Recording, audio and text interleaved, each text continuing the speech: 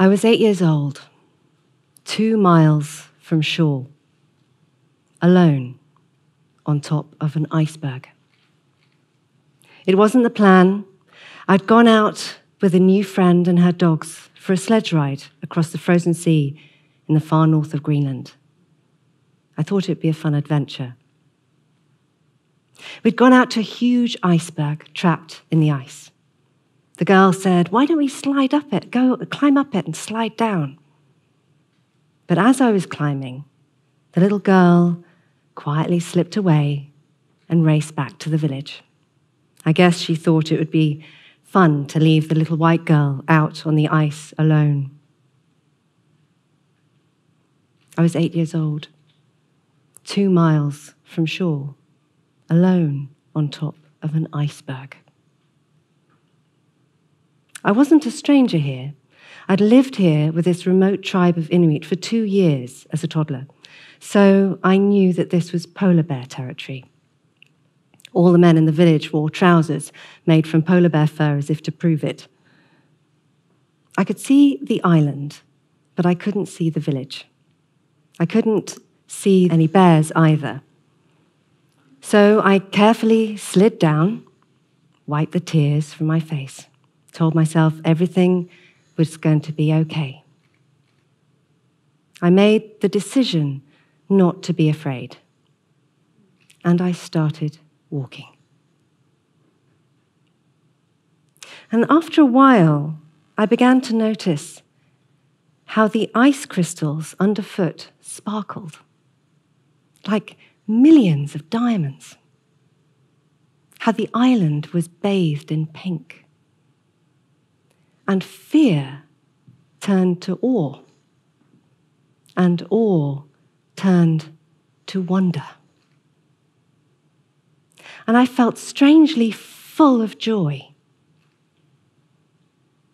Of course, when the little girl returned to the village without her passenger, the alarm was quickly raised. And it wasn't long before I saw fans of dog teams coming out to find me. But being left alone in the wilderness at such a young age, even for a short time, and consciously passing from fear to wonder, was a huge lesson for me. As my little daughter said, 7-year-old daughter said to me when I told her this story, "Mummy, you know, you should never go anywhere alone with a stranger." But I also learned this, that even when life can seem really challenging, wonder can often be found close by. So I've traveled through many wild and remote places. I've been very fortunate to do so. I've made these opportunities to go to these places.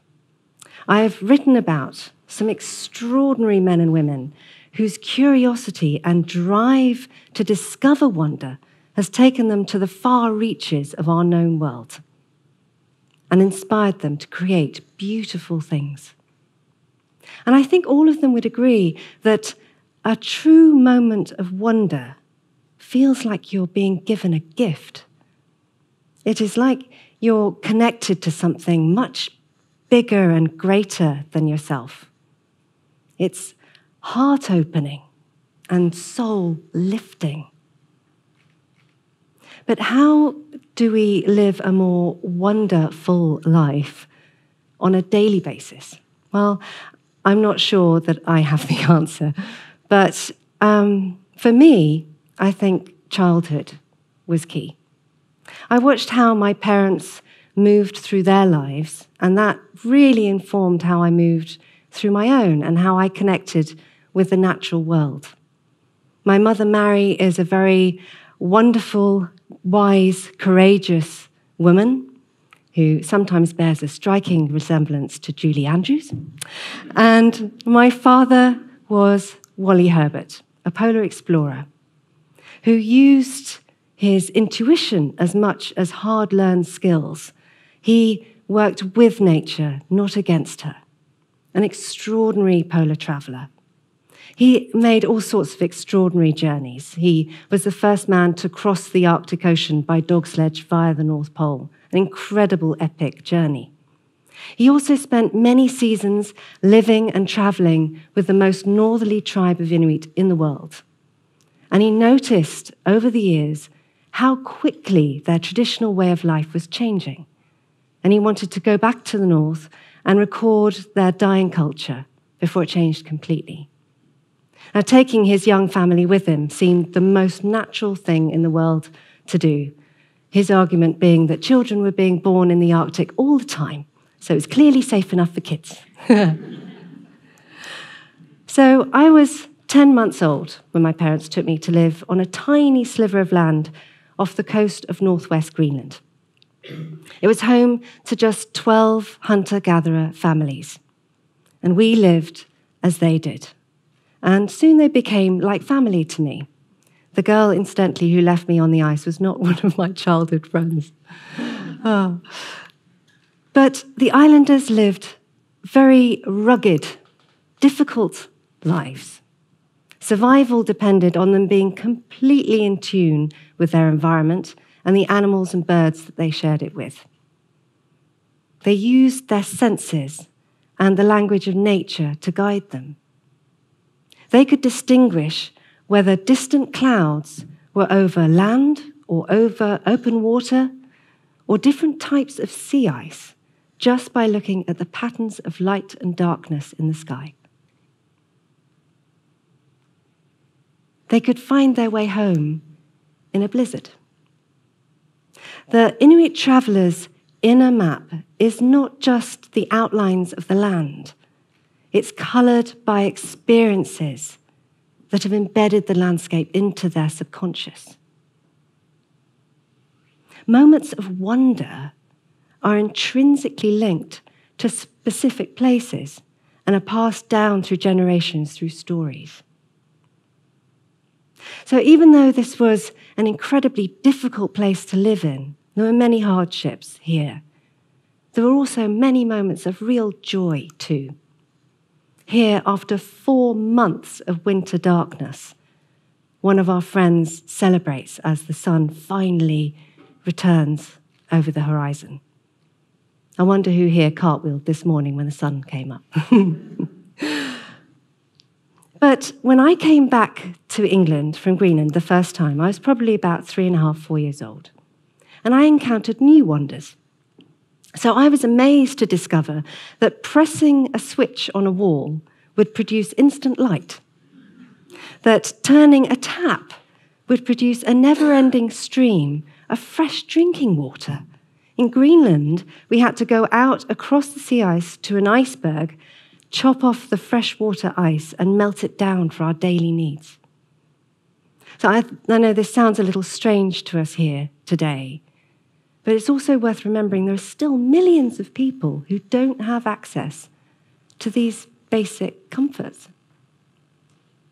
So what's commonplace for one person might be a source of wonder for another. Unexpected, magical, wonderful things can happen anywhere at any time. Sometimes they demand your attention. At other times, you'd miss them completely if your senses weren't alert. Some people seem to choose to ignore them. Now, I've gone to all sorts of really, really special places, and I've found so often people facing the opposite direction, taking pictures with their selfie sticks. It's an ongoing trend at the moment. So if people can close themselves off to extraordinary experiences like this, which was going right up to an ice edge, what do they miss in their daily lives? Now, children are born with an infinite gift for finding wonder in the smallest things. So just imagine a baby's eyes light up when they see a soap bubble, this magic sphere of rainbows floating in midair, or lying in long grass and finding buttercups that are taller than you. But the more our children become glued to computers and smartphones, the more they are losing the connection with nature and to our real, extraordinary world. And if generation after generation lose this connection, then I really think everything is lost. So I'm sure that most of us here remember climbing trees, going in search of shiny new conkers, and messing about in rock pools as kids.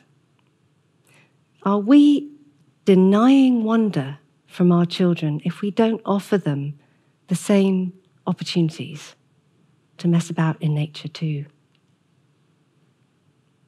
Now, you don't have to go far. You certainly don't have to leave your children out in the wilderness alone to experience it. But we can't encourage our children to go outside if we don't do the same ourselves. And we don't have to go far. In Cornwall, we're blessed with the ocean and wondrous nature on our doorstep. It really is beautiful out there. Now, my daughter has seen some pretty amazing things, and this summer we took her to the North Pole in her grandpa's footsteps. But when I asked her what her favourite moment of wonder was, she said it was when we found carpets of bluebells in a wood near our home.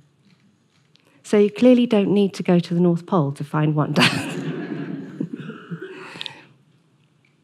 But what about you? What's your moment of wonder?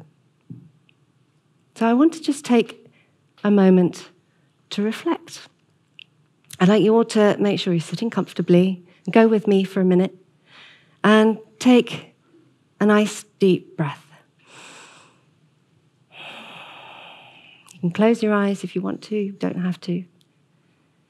And just let your mind go back to a time in your life when you felt a real sense of wonder. It can be anything at all. It might be a moment in nature, or a deep connection with another person. It might be experiencing a beautiful piece of music or art. Maybe something as magical as meeting your newborn for the first time, or simply walking barefoot on a beach. Just let one settle. And if you can you remember how it felt in your body? Could you hear anything or smell anything? Use your senses to bring it to life. Allow it to be as rich and as vivid as you can. Now imagine distilling that moment, that feeling, until it is a tiny, glowing light. Hold it in your hand. Now put it in your pocket. If you don't have a pocket, put it in your heart.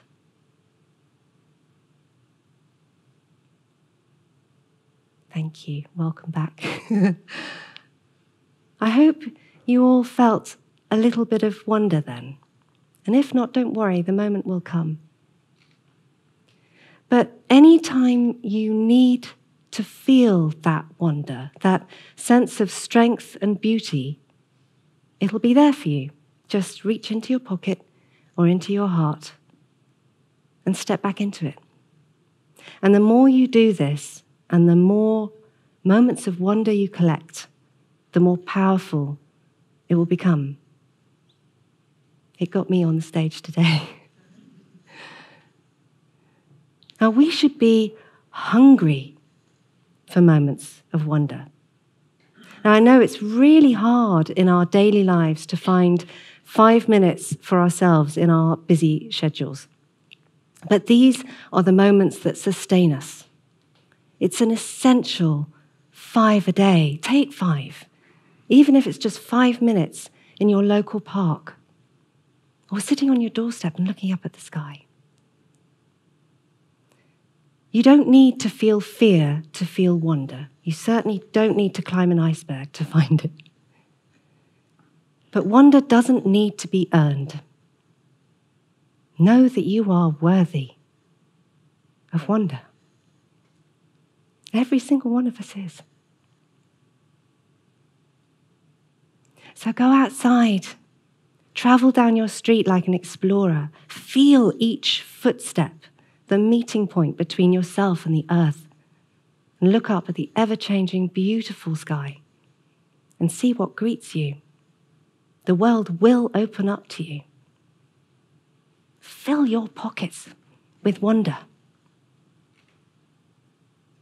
And if you see someone that looks as though they could do with some wonder in their life, why not share it? Point out the rainbow to the unseeing stranger and help them fill their pockets with wonder too. Thank you.